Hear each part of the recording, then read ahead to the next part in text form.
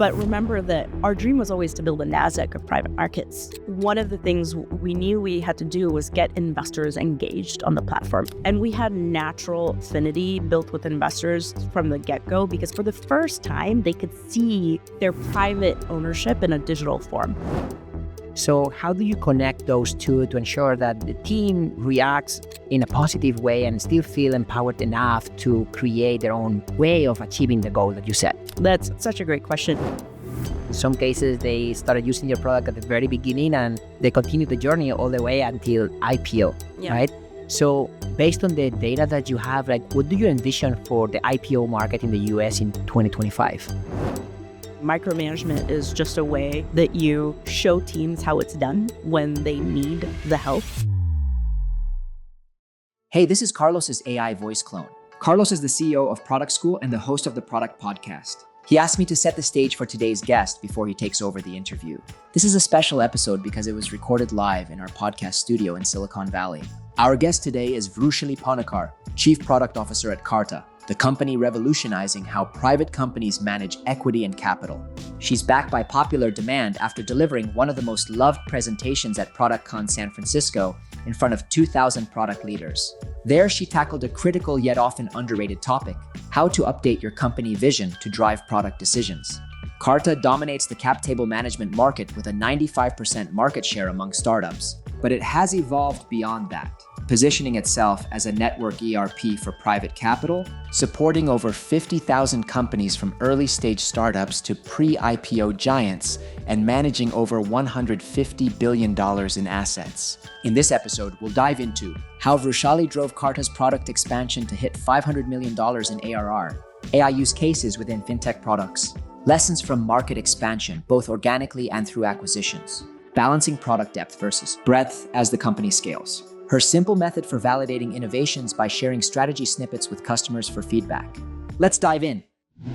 This episode is brought to you by Persona, the adaptable identity platform that helps businesses fight fraud, meet compliance requirements, and build trust. For example, how can you know you're really listening to me, Carlos, and not my AI voice clone? These days, it's easier than ever for fraudsters to steal voices, faces, and identities. That's where Persona comes in, helping leading companies such as LinkedIn, OpenAI, Etsy, and Twilio to securely verify individuals and businesses worldwide, going far beyond traditional identity checks.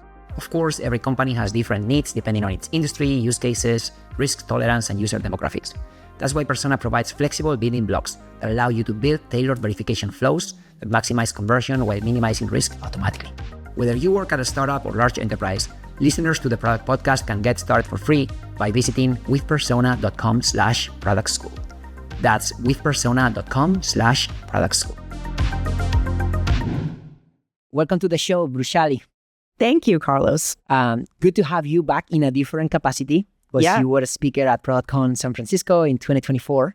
Yes, good to be here. We were surrounded by 2,000 people. It was a lot of people. This is a different setup, even though there are probably more people listening to that interview than the ones who attended that conference. Yeah, no pressure though.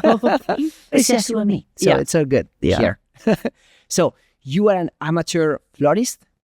That's right. Yeah. It's one of my hobbies is Sunday morning farmer's market and make a floral arrangement for the house. But I have done one wedding. It was a court wedding of my friend Janice, and I did her wedding bouquet and the boutonnieres. And so that was the highlight of my floral career to date.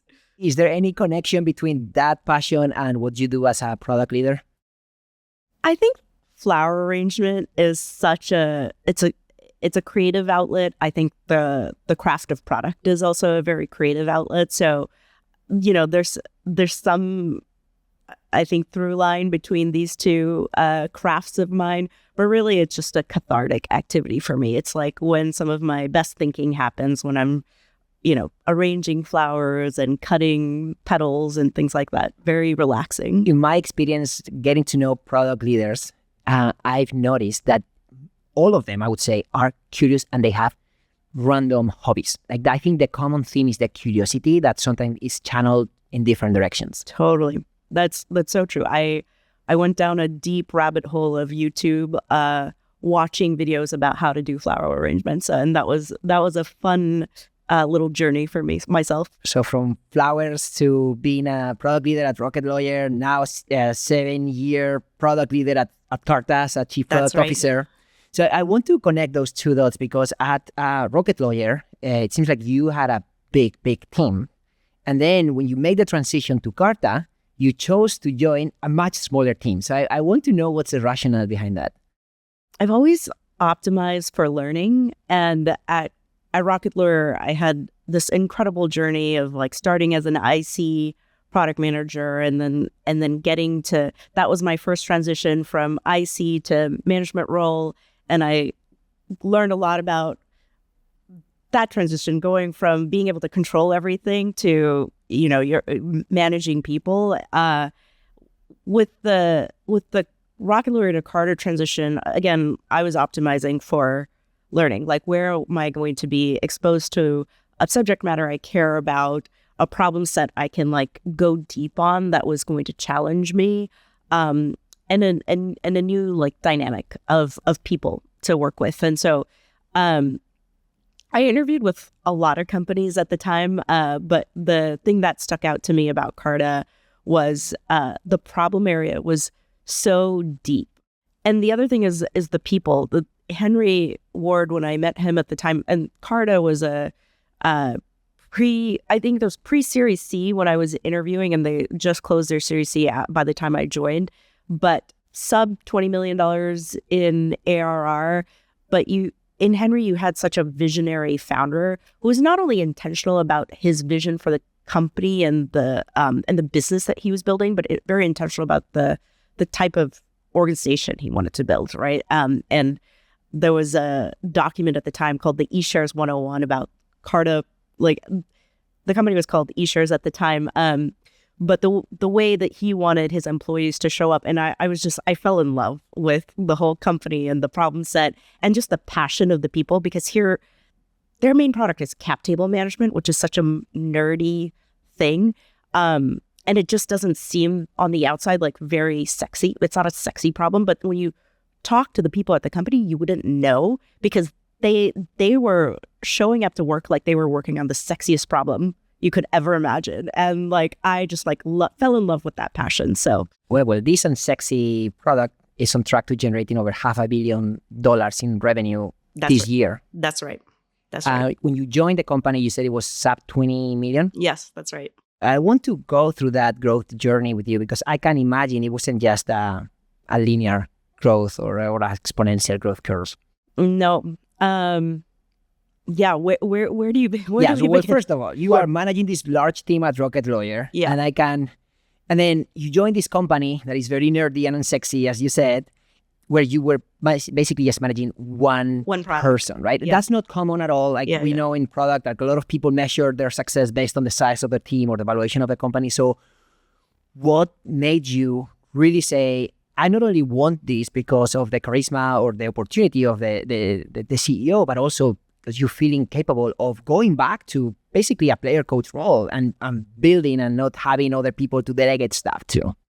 One of the things that I believe, and I continue to believe, is that, to do the leadership role well, you have to sort of like start from the nuts and bolts and really understand how the company operates, what's the domain, how product is built. And so I was very comfortable taking a step back so that I could really get into the weeds of how Carta operates and learn the domain. And the first team I joined was the valuations team, which was a great place to start. And in fact, if I reflect back, I'm so thankful that was like the place I started, because it marries sort of the foundation of Carta, which is cap tables. So you can't learn valuations without learning how cap tables are built. And then if you think about valuations, it sort of spans across, which is like, how do you price an asset? Or spans across like cap table knowledge and investor knowledge. So it was a great place to sort of build my foundational understanding of Carta. Very comfortable with that. I will say I did come in with sort of an ambition to like grow my scope really fast. And we could talk about how that went, because it was certainly not linear. But, I do believe that like it's important to understand the essence of both the product and the customer and the company as you go on to play leadership roles. As a fun fact, I started using your product when it was called eShares. Amazing. And I think at that point, it was basically a replacement of a spreadsheet, right? Where you could just send, digital certificates of shares in a private company. Yeah. So maybe we can talk about that first evolution. Because yes, you changed the name of the company, but I guess that symbolizes like how you are going about expanding the product and the vision. Yeah.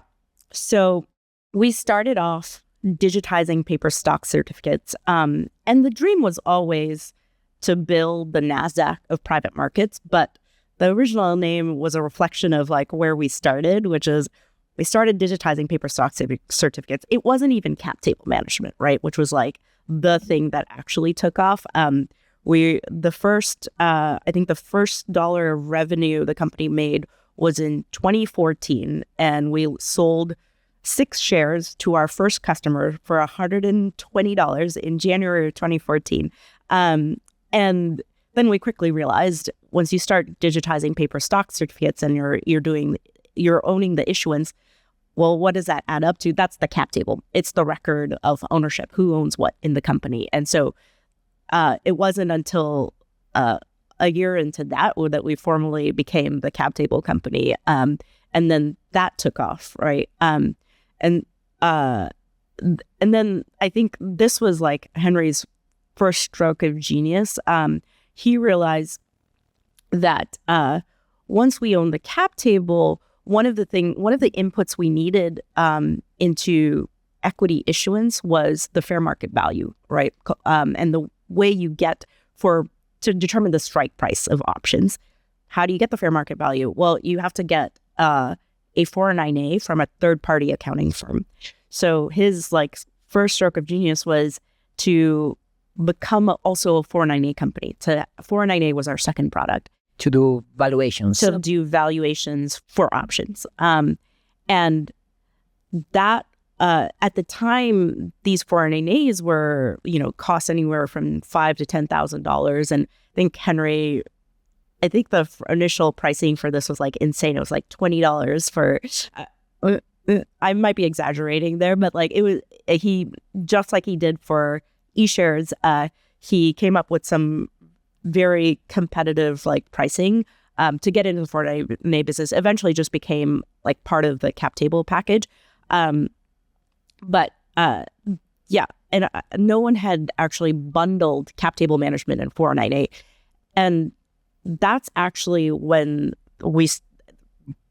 the velocity of the cap table management business took off, because it was 409As that was helping us sell cap tables. That created the buying moment around cap table management. So you might not be monetizing that 409A, but that was kind of a wedge to get into a larger plan. Because as you said, the way you described it, you took what was a spreadsheet and put it in the cloud. What is the significance of that? Well, the reality is it's actually more complicated than that. But one of the ways we could sort of convince the market that it's valuable to put that spreadsheet in the cloud is through the 409A.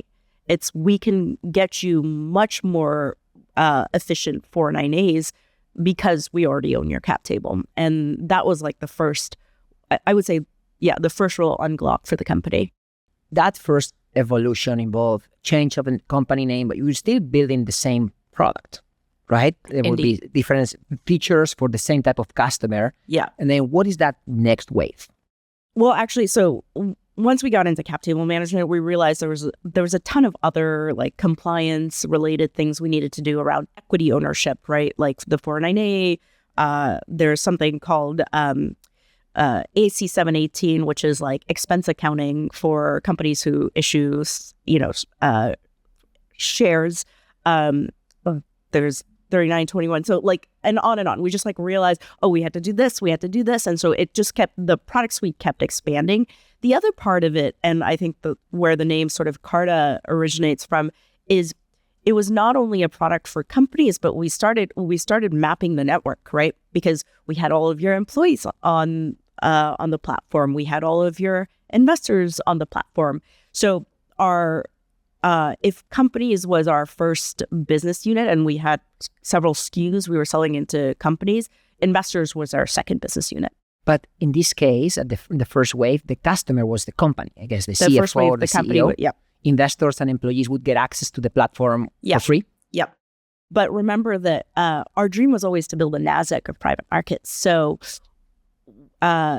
one of the things we knew we had to do was get investors engaged on the platform. And we had a natural affinity built with investors from the get-go, because for the first time, they could see their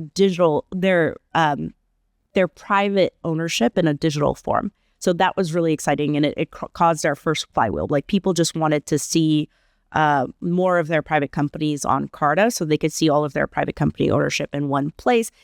We built this feature called cap table sharing, which allowed companies to share their real-time cap table with investors through the platform. And that was a great network driving feature for us. Investors loved that. And that was the North Star metric for the investor team. Correct. So basically, investors here were generating a network effect, because in some cases they would have fragmented information. Some of their portfolio companies may be using Carta, others might be still on spreadsheets or other solutions. So they also were incentivized to consolidate the information in a single platform. Yeah. In fact, we started seeing a wave of investors actually write Carta into the term sheets. So they would say, upon accepting money from me, you have to put your cap table on Carta. And that was a great early flywheel for us. So I want to talk about partnerships as part of this first wave, because I remember, first of all, Product School is not my first company. So even before, as I was starting companies, I was like, oh my God, I'm so cost conscious, right? The last thing I want is to start investing in certain things that I don't see any direct ROI, when I especially don't even have a ton of investors or shareholders on my cap table. So I noticed I was part of a startup accelerator in my previous company called 500 Startups. Yeah. So there was a partnership there where that would give us free access to Carta or e-shares back in the day, that would allow early stage startups to start benefiting from this type of products for free, with the expectation that if we make it become big enough, then we'd convert into paid customers. Yeah, I mean, that was a big part of the top of funnel strategy, go after all of the startup accelerators. And then, of course, we developed our own freemium product. So Carta Launch, which a lot of people still don't know, we launched in 2018, but it's a free version of Carta for anyone who's raised less than $1 million or has less than 25 stakeholders, which is where most companies start. So it's a great way to just have discipline around your cap table from the get-go. Otherwise, what we were seeing is that once you sort of cross that threshold and you realize you can't afford to maintain this in Excel anymore, and you start doing that migration, you uncover all sorts of mistakes and issues, and it takes a long time to clean that up. Totally. So establishing that discipline from the get-go. And so Launch today is actually 40% of new cap table revenue comes from our Launch business. I mean, it's part of any company stack at this point. The same way I think about having a payment gateway or a cloud server, I need to have a cap table management platform, which is a category that didn't even exist. Totally. And that was something that changed during my time at Carta, right? When I first joined, cap table management wasn't a must-have for early stage startups. Now it's increasingly people are like, well, obviously I'm going to put my cap table on Carta. So it seems like you identified an additional flywheel with your investors. Yeah. So it's not just the startup accelerators kind of pushing this product to their early stage startups. It's also the investors pushing Carta to their investment companies. Yeah. And the law firms. I would say the law firms are... Tell me more. I think, Launch is a lot of our business comes from obviously Launch, but it's actually the law firms who are referring customers either to Launch or depending on the size of the company, to the paid version of Carta. But in the early days, of course, law firms owned and managed the cap table, right? And I think we started off as foes, Carta versus the law firms, but we quickly realized the law firm time in maintaining these cap tables wasn't high value for the customer. And ultimately, I think these law firms want to do the strategic work for their clients and not bill hours unnecessarily. So over time, they became some of our biggest champions. And today, so much of our business is actually originates from the law firms. And they're a big part of our, we have a legal design partner program. So they're a big part of us keeping the product relevant and up to date as well. I think that's such a great takeaway on how to grow through partnerships, but especially for early stage companies, they try to create their own go-to-market motion. And that makes sense, but I think piggyback in on other stakeholders there that can help you get a head start can be really powerful. Totally. Because ultimately it's a win-win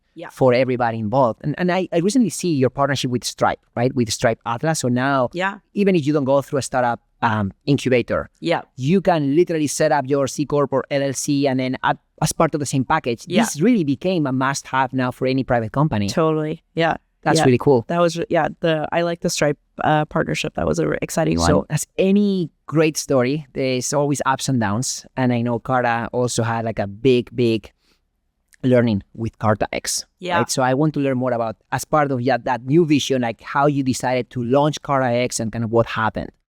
Yeah. So again, like I think Henry would say he started the company to eventually build the NASDAQ of private capital, right? That was always the dream. And the in was digitizing paper stock certificates. We became a transfer agent such that we were the system of record of ownership.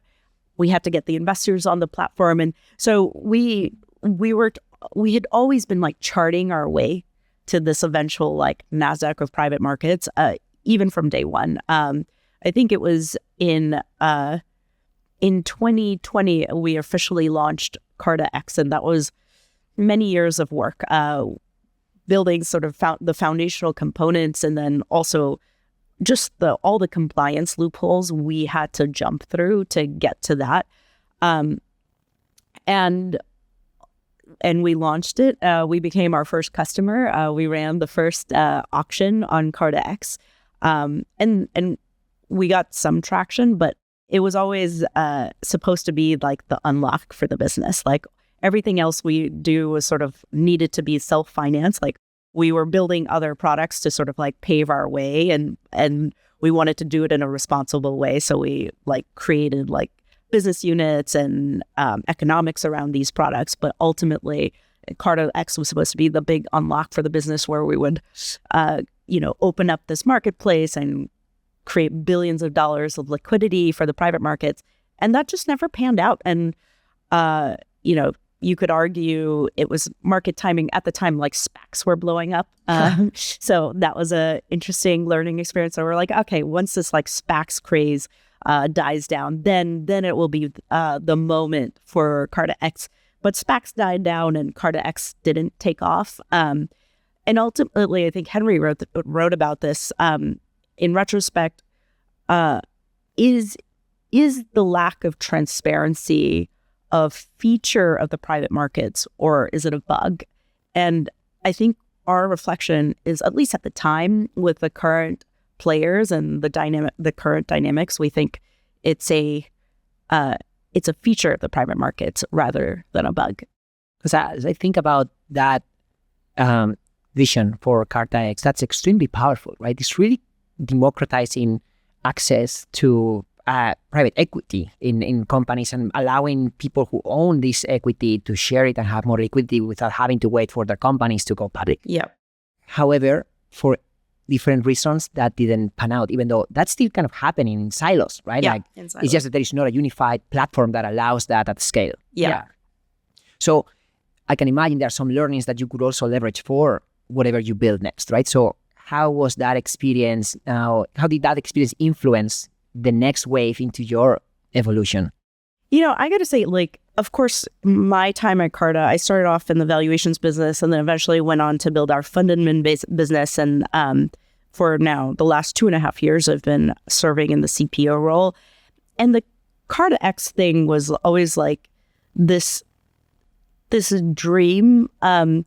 But it was like hard to know how everything we were doing would like unlock this dream for us. And we sort of like came at the liquidity problem space and through many different directions. It wasn't just the auctions. We had built bilateral trading. We had built a blocks business, tender offers, which is still actually a very successful business at Carta, which is a company initiated liquidity event that's actually doing very well and continues to be one of the secondary products we support. But everything outside of tender offers just like failed to work. But where we go next, we had built along the way, we had solved for so many of these problems that we were encountering in the private markets. Like and the atomic unit of Carta has always been the asset, right? Because we started from digital stock certificates. So then it became like, okay, how do you value that asset? How do you transact on that asset? Who are the different players you need to solve for? You have to solve for companies. You have to solve for investors. You have to solve for the investors of investors. Then we got into the fund admin business. And so for the last decade, we've been building all of these like different components of that infrastructure that would lend itself to private market liquidity. But that infrastructure also was just important for so many other reasons. The private markets are really inefficient. They're not transparent. And I think there's just like so much opportunity still. And so where this eventually lent itself to, I think you and I talked about this, the ERP of private capital. Henry just recently published a blog post of like, the Carta's next act is we are the ERP of private capital. And if you think about private capital, it serves three nodes. It involves underlying companies, investors, and LPs. And in some ways, we are the first platform that has been able to connect all three. And we did it almost by chance. We did it because we wanted to build this liquidity infrastructure. But if you look at what we built, it's incredible. It's not like, oh, we now have this new vision and we're starting from day zero. We're in the thick of it. We have built so much of this foundation already. I mean, the way I interpret that is you were building all of these different components and you packaged them in a way that maybe didn't resonate with the market at that time, but those components still had a ton of value. So you found different ways to package it and now serve, in this case, the fund managers, both in venture and private. Totally. Under a different label, but it's still really powerful product. Yeah, absolutely. I mean, like the only reason we at the time got into the fund admin business was to vie for the investors' like attention so that we could get them into the liquidity marketplace. But the fund admin business is over $100 million at Carta today, right? And we're like, actually, we've built something really incredible here. And, we have, I think in venture, we probably have like 30% of the market, but what we've built is so extensible to private equity, eventually private credit and private debt. And we can capture all of private capital on this platform. I mean, fact check me here, but I saw that you have over $130 billion under management. Yeah. With this new product. Yeah. It's insane. Yeah. It was just this side business that, again, was on our path to Carta X. But yeah, it's such an incredible business. So as I look at Carta today, I see two main products, if you will. The product for companies that need to manage not just the cap table, but all these other things around it. And then the product for fund managers, and it could be venture, it could be private equity. Mm-hmm. So for you as the CPO, how do you structure your team to be able to serve the different businesses? Today, we're structured around the ERP. So if you think about what is an ERP, they are modules to help businesses run, but there's usually this like foundational data layer, right? And so we call that the ERP core. In Carta's case, that foundation is really made up of two things.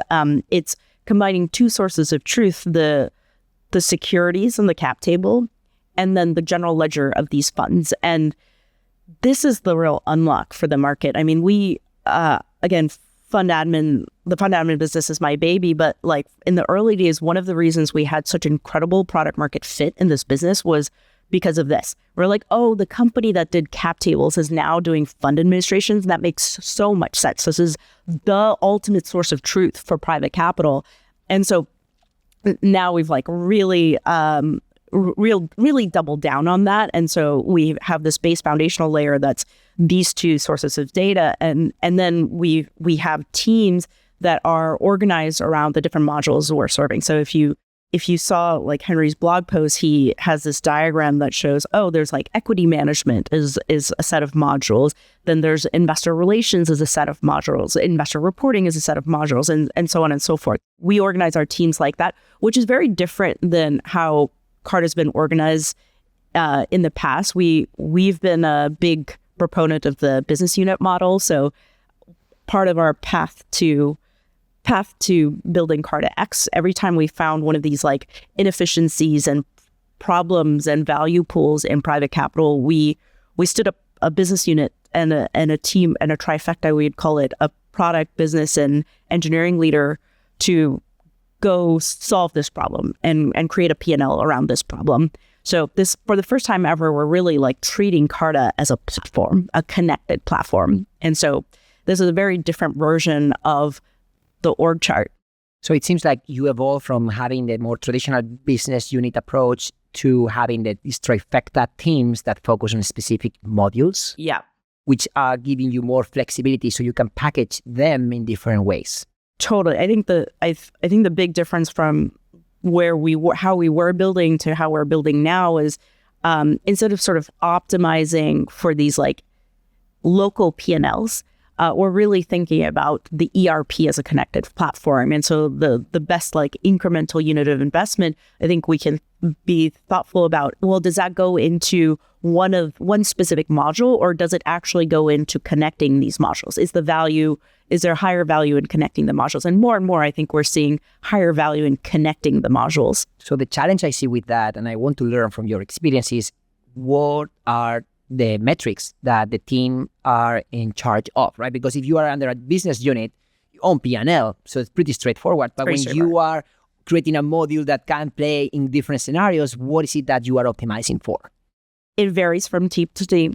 Cap tables is a mature business, and we, now the value for both the customer and for the team is how cap tables plays in the ecosystem of private capital, right? And I think for the company management team, there's two things, right, in that ecosystem: how they manage employees, how do we help companies manage employees, and then how do we help companies manage investors? Again, very like edge problems. So we've moved from a world of having very node-centric North Stars to very ed-centric North Stars for the cap table business.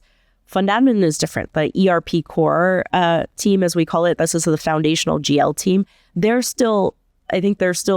I would almost call them like a Series C startup, but they're still building core functionality. And so their job is like, okay, scaling the fund admin business, making sure we have completeness and efficiency in the fund admin business. So very different North Stars from team to team. Some are very node-centric. Fund admin is an example of that. Some of them are very edge-centric. Then we think about like someone like the LP node. So we don't have actually a paid product we're selling into LPs today, but we want to build goodwill with that next node. We think eventually we're going to have a paid LP product, but again, they have a very ed-centric North Star because they want to make sure within current investor base, how do we help them the best position themselves with their LPs, but how do we also create goodwill and a delightful customer experience with LPs? Sense. It's kind of like a fourth persona that will eventually generate this network effect. Exactly. Just like the first flywheel, the companies and investors, we want to be in a position where we're accelerating the second flywheel of investors and their LPs. Your main business model is a subscription, right? Yes. So when I think of subscription, all the consumer products come to mind, streaming platforms, right, where the engagement is critical and the expectation is that you are going to have daily active users. Yeah. When I think about cap table management, for example, or fund administration, how do you go about, what are the benchmarks to ensure that you are getting good engagement? Because I imagine the expectation is not for these people to log in every single day. Yeah, totally. I would say it was a journey to understand like what matters in terms of customer health for a cap table customer versus a fund admin customer, because they look very different. At Facebook, they talk about the like activating the 10 friends, right? our version of that is, do you have an active 409A and security issuance? Those are like the two leading indicators of a healthy cap table customer. So that's one of the things we track to make sure that we're sustaining health amongst our. And we ran this deep analysis and checked across a lot of different metrics what is most correlated with retention in our cap table segment, and those were the two that really stood out. Because as you said, we can't track daily active usage. That's not a thing. We think like quarterly, sometimes monthly, depending on which modules they have. If they have our Carta total compensation module, they're logging in weekly or monthly, but the base cap table customer is really logging in on a quarterly basis. In fund admin, it's very different. On the fund admin business has daily interactions with our customers, but there it's fund admin is a very specific type of business where it has its own quarterly cycle. Like everything we do on a daily basis leads up to getting quarterly financials out to customers, out to LPs of the funds. And so one of the things we've been tracking is what is the percentage of financials that are sent within 30 days of quarter close? Because everything needs to sort of line up in order for that to happen, right? Your cash has to be reconciled, all your investments have to be incorporated for, or your management fees need to be sent, et cetera, et cetera. So everything in the fund admin business leads up to that one key event, and it's a recurring key event. And we have this like incredible chart where we show like what that number was 3 years ago versus what it is now. And it's like year over year, we're just like 20 to 30% better. And it's just incredible to see how software is like changing the curve of how fast we can get reporting out to LPs. One of the beautiful things about your type of business is that it's very sticky. Like once you get to that aha moment and you are integrated with other systems of record, pretty much on autopilot. Yeah. And I think it was very smart to grow through partnerships with the companies that didn't have a substitutive product. Like basically we had nothing or a spreadsheet, so you could be the first mover in that space. But I think the counter to that is when you are targeting companies that are mid-market or large enterprise that already have something and it's deeply integrated with your Workday or other systems of record. So very curious about the motion there. Like how do you go about penetrating those type of accounts and showing the value that is worth going through the pain of migrating systems? Actually, I would say they understand exactly why they're buying, because it is actually really painful when you're a mid-market enterprise company to do this all manually, right? Like keeping your cap table up to date is no trivial exercise when you have a big employee base or a big investor base. So I would say like for mid-market companies, the product almost sells itself. I'm talking about situations where those companies already have an alternative product. So they already integrated with other systems of record. And now you come in with a product that is technically 10x better, but the cost of switching is so high, right? So what's the motion there? I would say like the top two things that are causing those companies to switch over to Carta is still the 409A. And the other one is that financial reporting, the ASC 718, the expense-based accounting. This is actually really complicated math. And for the companies that are doing these in-house with their CFO teams, it takes a lot of work because it's the team that works on this is brilliant. But to me, it's like rocket science. It's like tranche-based. You have to do these like complicated calculations and figure out FMVs and et cetera, et cetera. And we've automated that. Our financial reporting solution now can queue up your cap table and with a few inputs automatically generate this very complicated report for you. And I think that's like the number one seller for that. That's the number one feature that sells into mid-market deals. Okay, so it's like a very specific pain point that you are aware of and you come in and say, I solved this quickly. Exactly. And we, this is like, you talked about, even if like the cap table managed, if you're 10x of a mild pain point, you're like, meh. But if you're if you're 10x better on a really like large pain point, then that's where you have an opportunity to capture value. Exactly. I mean, those are the kind of things that nobody wants to do, right? Yeah. Like switching systems from QuickBooks to NetSuite, from NetSuite to SAP, whatever that might be. So there has to be like a trigger, a very acute problem that is very specific that will make that CFO or someone else advocate for the switch, right? And justify why we need to invest different resources versus investing those resources in something that technically can generate more revenue faster. Totally. Yeah. And that's why we've very successfully figured what that is in cap table management. We've been in the space for a number of years now. And I think we've done a good job of figuring out what that is in venture, and we're still figuring out what that is in private equity. I have a hunch that in private equity, it's private equity tax. So we actually do tax for a lot of our venture customers, and that's great. But I don't think tax is as much of a pain point in venture as it is in private equity. Once you get to private equity, and there are these complicated org structures, and they have like blockers and feeders and this very expansive set of entities, that's where tax can get really complicated. So I think P taxes are ASC 780 of private equity. I love unsexy businesses so much because this is the juicy thing that is not very obvious from the outset. And the same way you mentioned that the 409A was that key feature to allow companies to move into cap table management. Yeah. There are different features that are allowing mid-size or large enterprise companies move into other solutions, including your fund admin product. I also want to talk about market expansion. I think product expansion part is fascinating, and we covered that in depth. But market expansion, especially in a highly regulated product, it's not as simple as saying, well, because this other market speaks the same language, we are just going to deploy a product, right? Totally. So I see that you went into the UK inorganically through an acquisition. Yeah. You're also going into Australia organically. Yeah. So I want to learn more about those two motions. Cap tables, we are operating in a very regulated space. And so you have to understand like the local regulations and compliance requirements.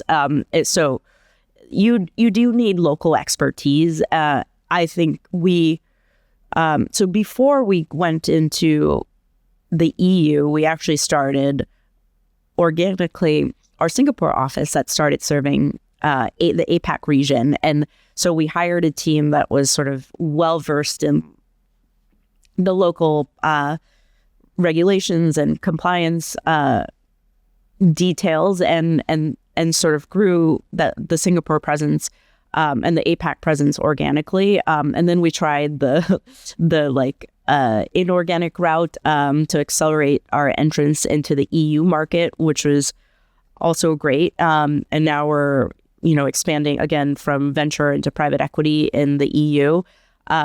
Australia is actually a sort of like extension of our Singapore team. So we're actually using our folks from our Singapore office, and they are the ones who are sort of leading the charge in opening our Australia office. So I think both strategies are valid. It really depends on like how much capital are you willing to put up front, and how big is the market, how complex is the market, how different is it from one of the existing markets you're in. And I've seen very few companies that are able to master both because they are very different, right? So when you even mention EU, the market is so fragmented, as you know.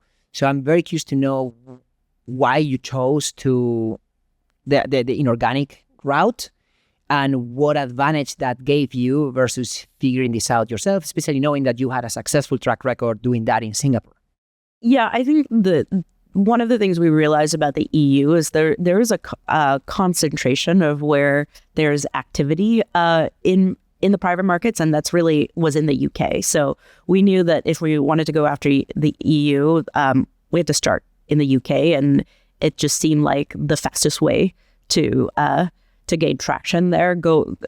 We actually acquired two companies, one on the cap table side and one on the fund side, and we knew from the start we had this like beautiful flywheel going in the US, right? With owning both the cap table business and the fund business, and so we wanted to sort of like accelerate our start on getting that flywheel going in the EU, because it does take time to organically build both businesses in a new jurisdiction. So this gave us sort of acceleration. And I guess the downside of that is now the product integration, right? So you're inheriting new tech, new people. So how did you go about connecting them with your core team?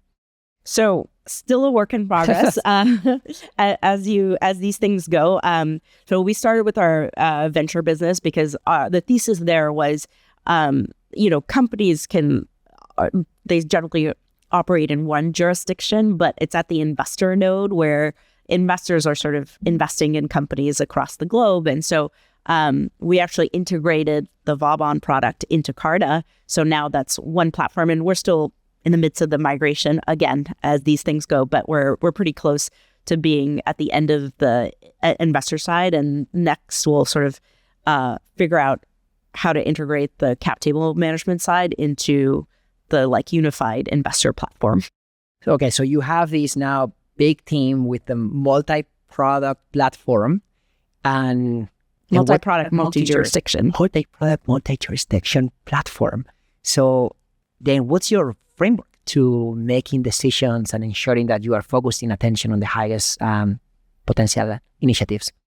One of our worldviews is the job of the leadership team is capital allocation, right? Like figure out where capital should be, figure out like at a high level, what is the best use of our capital across these different investments, and then empower those teams to go do like local optimization. So we have local teams, R&D teams in London, sort of focusing on the EU platform. We have actually a US-based team that's currently servicing the APAC platform or the APAC business, but we're thinking about actually having local engineering and product teams to sort of represent the interests of our APAC org. But other than that, like then let them do their thing, right? Let them sort of give them autonomy to go run and solve for their customer and their product. And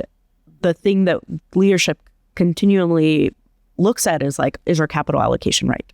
Are we investing the right amount across these different businesses? What's been really important to me, I think, in the last 12 months is the shift between, okay, like it's not just about like investing in the P&Ls of each of these businesses. That's pretty straightforward math, right? Like what does the business bring in? And then based on that, how much should you be investing? But like, where will the connection between these different modules and nodes unlock different opportunities for the business? So that's been where I think for the first time ever, our CTO and I, Will and I, gave the org a tops-down view of what are the R&D priorities of 2025. For the first time ever, we were like, here's by team some of the big rocks that we think you should go after. And so that's a very different approach than we've taken in the past, where we've been very bottoms up, very BU-centric. But as we're moving from this BU-centric world to a platform world, we've realized we need to take a much more directive view on what needs to be done. And that is something that I think is very brave. It takes courage, because the current narrative is, well, you just have to empower your teams and let them figure it out. And obviously there is room for that. However, this top-down approach to create those guardrails, I believe it's very important. Yeah. So how do you connect those two to ensure that the team reacts in a positive way and still feel empowered enough to create their own way of achieving the goal that you set? That's such a great question. Yeah, and I totally agree with you. It's so important. In the last 12 to 18 months, we've been at an inflection point of the business. The winding down of Carta X, and then the emergence of a new vision for the company, the ERP for private capital. So it's so important we go and act on that vision, right? Now that Henry's like put it out in the market, that we're bringing it to life. And so the way we've thought about it is, Will and I, along with the teams, it's not like we're doing this in a silo, not with our team. You do an executive offsite and then you drop the strategy. No, it's these are conversations, but along with the teams have identified the 5 big rocks of 2025. And we think 50% of our capital goes into the 5 big rocks. Then 25% of that roadmap is driven by the teams, but identified at the start, right? We call these our medium rocks. So they're both inputs from the team, and then we also have space for things we're learning along the way, and there's some flexibility on the roadmap to sort of be able to ingest those new things. And then another 25% is just KTLO. It's the infrastructure and the data and the upkeep of current products that we need to do to tend to our businesses. So I want to try to get your thoughts on the future of IPOs, because you have a great insight into the life cycle of a lot of these companies. In some cases, they started using your product at the very beginning and they continue the journey all the way until IPO, right? So based on the data that you have, what do you envision for the IPO market in the US in 2025? I think we, along with almost everyone else, is predicting the IPO markets are going to open up. And that's great. That's really exciting after, I think, what's been a tough year for the last couple of years in the IPO markets. And so, we definitely see an opening based on everything we're seeing. And then I also want to talk about the handoff that you seem to do with, in this case, Morgan Stanley, when companies go public, in terms of how they manage now their shareholders in a public environment. Yeah, I think this is this is a partnership I'm super excited about, because, we get to really take care of this customer from the incubation of an idea and give them a free place to start managing their cap tables and growing their businesses with tons of resources, all the way to IPO. And so we've, it's a business partnership, but it's also a product one where we're around the time of IPO. There's so much burden of these companies. But if we can make that cap table part of it seamless, that's just one less thing that you need to worry about as a company who's prepping to go IPO. So we're building direct integrations into Morgan Stanley's public cap table product. And then also talking about the product experience around, okay, as a company is thinking about prepping for IPO, how can these two teams, Morgan Stanley and Carta, come together to basically bear hug them, right, into this experience and build the right resources and tools to help them every step of the way. Well, I want to wrap up this interview with one of your hot takes. Okay. And this one has potential, because you said that in some scenarios, it makes sense to micromanage. So please elaborate more on that. Yeah, I don't even know if this is as much of a hot take anymore. Since we, in the recent months, have started talking about founder mode and how that means you have to take control and get in the weeds of these businesses and how founders are doing that. What do product people?